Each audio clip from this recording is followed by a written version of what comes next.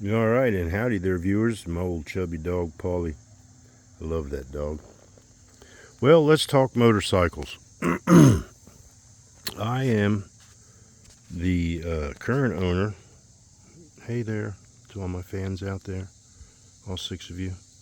Um, I've owned this dual sport Drz400 Suzuki. Oh, I got it last September. Yeah, last September. I had a Drz400 Suzuki, also the bigger. Well, it's a 650. I'm not going to say bigger. This is going to be a long video, so get a cigar and a cold one and just chill out. I had all kinds of issues with the 650. You know, they're supposed to be very reliable bikes. And of course, well, my luck, I had all kinds of issues right out of the box. I shouldn't say that. Right off the showroom floor. I honestly don't know how much of it they put together. It literally is out of a box. But anyway, some of the problems I had were like the cables were so tight that I couldn't turn the steering wheel. Couldn't turn the handlebar all the way to the left because the harness and everything that goes through under here was so freaking tight. It was ridiculous. The blinker turn signal went south on me, and of course this whole thing had to be replaced. It was warranty, but still, this is a hassle. Long story short, I got 2 years within paying the daggone 650 off, and it blew up. It was spewing oil everywhere, and I don't even know what happened to it. I have no idea. I tried to take care of it the best I could, and I think I just got a lemon. So, like a dope, I traded it in and just took over some payments on a brand new Suzuki DRZ. Well, I was a little bit disillusioned, and I probably should have did more research. I probably should have actually ridden one, but the 650 is a smaller bike. This thing is super tall, the 400. It has an 18-inch rear wheel, where the 650 only had a 17. So I'm like tippy-toeing this thing somewhat. And that's a whole nother story. I've thought about lowering it, and I've done all kinds of research. That's a real pain in the neck, because if you lower the back, you need to lower the front. And oh, geez. You know, I only ride it back and forth to work. I'm not a pleasure rider. I'm only about 12 miles from the Blue Ridge Parkway. Never been on it except to go to the doctor's office up there. I don't pleasure ride, so, you know, whatever. I mean, I'll deal with the tippy-toeing thing. I've gotten used to it. It is very difficult in the woods, though. Stall and fall, baby. Stall and fall. So anyway, if you're considering a 650 or a 400, now remember, these are super reliable bikes. At least that's their reputation for the most part. They're super reliable. The 650 and the DRZ 400 both have really good reputations. In fact, they haven't changed this one since they came out with it. I don't think they changed either one of them since they came out with them, but now the new versions are fuel injected. The 25s are fuel injected. This is still carbureted in 2024, which is, yeah, whatever. So if you're considering going from a 650 down to a 400, it's not really down. It's kind of up. As far as the power goes, well, couldn't win on that front either, because the 650 was way too high. I changed sprockets to get a little lower gear ratio, and that helped somewhat, but then it was kind of tight when you got up to cruising speed on the highway.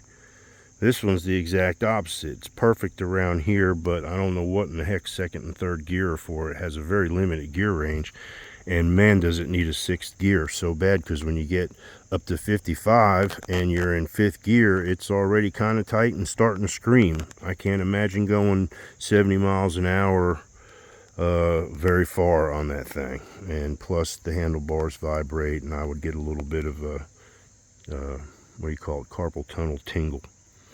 But anyway, going on and on about this bike, and I hope I have good luck with it. I already got cursed over the winter. It got really super freaking cold here. And I don't know, it wouldn't start one morning, weak battery possibly, and then that led to everything going wrong. Never could get it started, had to have the dealership come tow it back.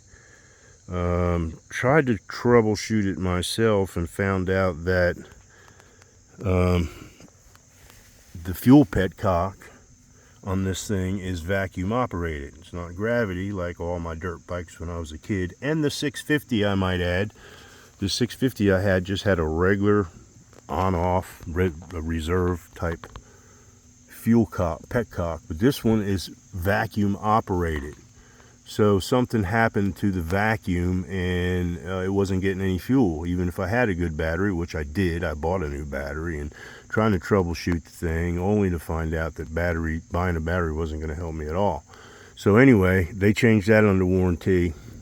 But I'm just going to say the 650 is an air-cooled machine. It doesn't, oh, sorry about the wobble there. It doesn't have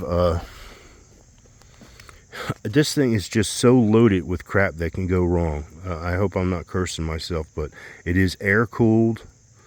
I'm sorry, it is water-cooled, where the Drz650 was air-cooled. The 650, you could get to the spark plug. On this water-cooled Joule here, you got to take the tank off just to get to the spark plug. You got a water pump. You got all kinds of vacuum and little doodads in here that the 650 did not have. Of course, when you're dealing with water, you've got these huge shark fins and a radiator in there, a little radiator on both sides, actually. And just some of the stuff they did. I mean, who engineered this thing? I mean, look here. I just did the oil, so you'll be able to see a little stain. This right here.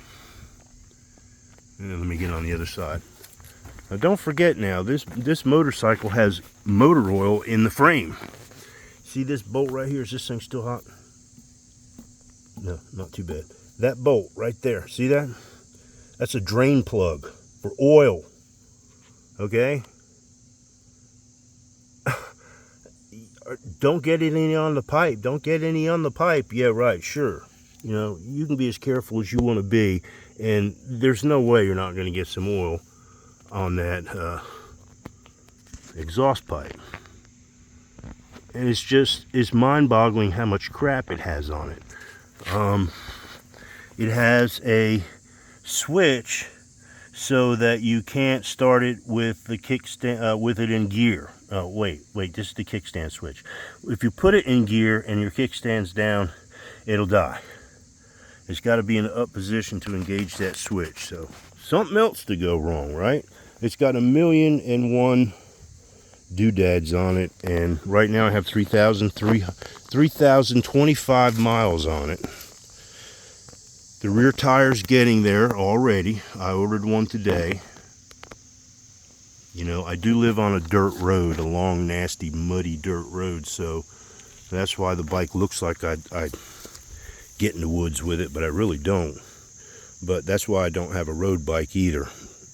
I usually go through the field and cut across a couple old gardens and everything else to get home. So yeah, I need a dual sport bike. I love the ground clearance. Like I said, it's a little bit on the tall side. Oh yeah, let me show you this engineering feat. I thought I'd check the rear brake fluid. This is the rear brake fluid reservoir. These are the two screws that you take to fill that reservoir. Take a good look at that screw right there under the weld. This one right here. How you plan on getting that one out? You gotta take all this off to add some brake fluid. I mean, this is nice. It looks good, but that doesn't help you any. If you remove this, you're still not going to be able to get to that screw. So, and this is to guard this funky slave cylinder. It's got, you know, instead of just regular old, it does have this front and brake of front and rear, of course, but I don't remember this brake cylinder on my 650. Some sort of brake assist. You got hoses to deal with here. You know, so I don't know. If it were me, I'd probably stick with the 650, but the gearing sucks on the 650 for someone like me. But then again, this one right here needs a a sixth gear so bad. And in fact, honestly speaking, if it did have the sixth gear, it would be the best motorcycle in the world for me.